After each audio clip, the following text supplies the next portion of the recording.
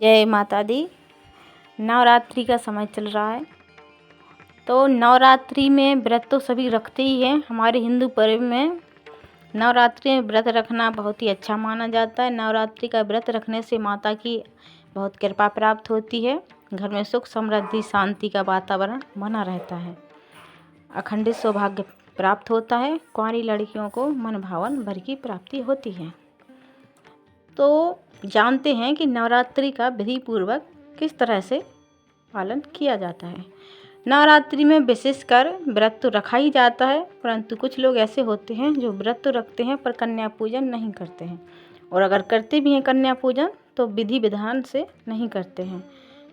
वैसे तो व्रत सभी रखते हैं, परंतु कुछ लोग अगर व्रत नहीं भी रख पाते हैं किसी कारण से, तो उन्हें कन्या पूजन अवश्य ही कराना चाहिए। कन्या पूजन करने का क्या महत्व होता है, आइए जानते हैं। कन्या पूजन करने से व्रत की पूर्ण विधि विधान से किया जाता है, पूर्णता होती है। कन्या पूजन के बिना व्रत का पूर्ण फल प्राप्त नहीं होता है, क्योंकि कोई भी काम हो तो उद्यापन उसका जरूरी होता है। तो कन्या पूजन से एक उद्यापन सा माना जाता है, जिसमें 9 देवियों का हम पूजन करते हैं। तो कन्या पूजन से हमें पूर्ण तरह से नवरात्रि के व्रत की फल की प्राप्ति होती है। कई लोग ऐसे भी होते हैं कि एक एक करके एक दिन एक कन्या, दूसरे दिन दूसरी कन्या, लेकिन ऐसा नहीं करना चाहिए। हमें 9 कन्याओं का एक साथ ही उन्हें विधि विधान से उनका पूजन और उन्हें भोजन कराना चाहिए। आइए जानते हैं कि कन्या पूजन किस तरह से किया जाता है। कई लोग कन्या पूजन करते हैं परंतु सही विधान से नहीं करते हैं। तो आइए जानते हैं कन्या पूजन किस तरह से किया जाता है। हमें छोटी छोटी कन्याओं को आमंत्रित करना चाहिए, जो कि 10 वर्ष से कम होती हैं या 10 वर्ष तक होती हैं। ऐसा करने से उनमें माता का पूर्ण अंश होता है, और ऐसी ही कन्याओं का पूर्णतः फल प्राप्त होता है, जो अबोध होती हैं और जो मासिक धर्म से दूर होती हैं। हमें कन्या पूजन करने के लिए छोटी छोटी कन्याओं को आमंत्रित करना चाहिए। 9 कन्याएं अवश्य ही करनी चाहिए। 9 कन्याओं का हमें पूजन करना चाहिए। और उनका पूजन किस तरह से किया जाता है, आइए जानते हैं। हमें 9 कन्याओं को सुबह सुबह आमंत्रित कर देना चाहिए। इसके बाद में उन्हें बड़े ही प्रेम पूर्वक बुलाना चाहिए अपने घर पर।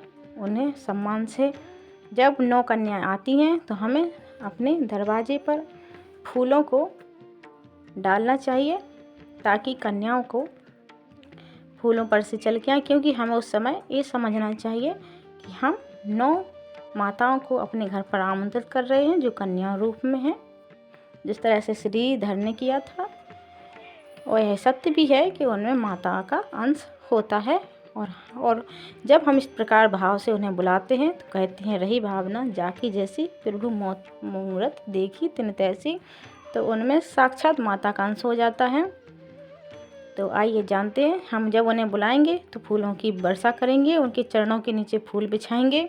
और एक और बात का ख्याल रखना चाहिए कि हमें जो हम बुला रहे हैं, उनकी जाति में हमें किसी तरह का भेद नहीं करना चाहिए। हमें सिर्फ ये समझना चाहिए कि हमारी 9 देवियाँ हैं।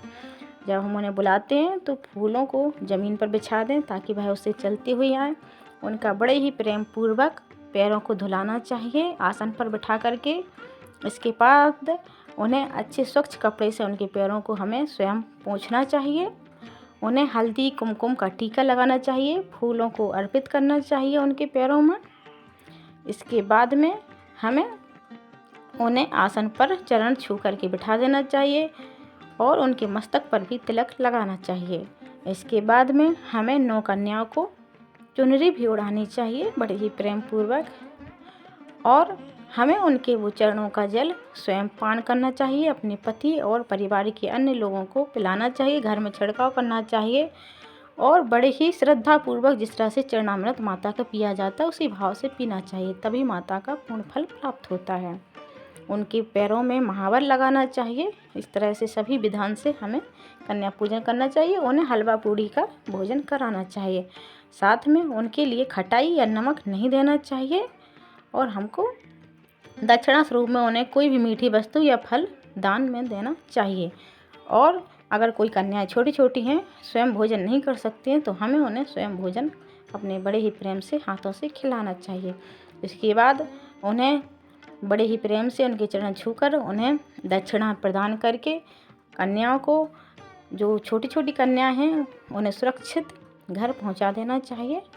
इस तरह से माता के भाव से 9 कन्याओं का पूजन करने से हमें माता का पूर्ण तरह से नवरात्रि का फल प्राप्त होता है। तो आप लोग इसी तरह से करिए, आपकी जो भी मनोकामना है माता अवश्य ही पूर्ण करेंगी, क्योंकि कोई भी व्रत करते हैं तो उसका फल तभी मिलता है जब हम विधि से करते हैं। तो जय माता की। राधे राधे मित्रों, आपको हमारी जानकारी कैसी लगी हमें कमेंट करके अवश्य ही बताइएगा, और हमारे चैनल को सब्सक्राइब कीजिए ताकि और भी अच्छी अच्छी जानकारी हम आप तक ला सकें।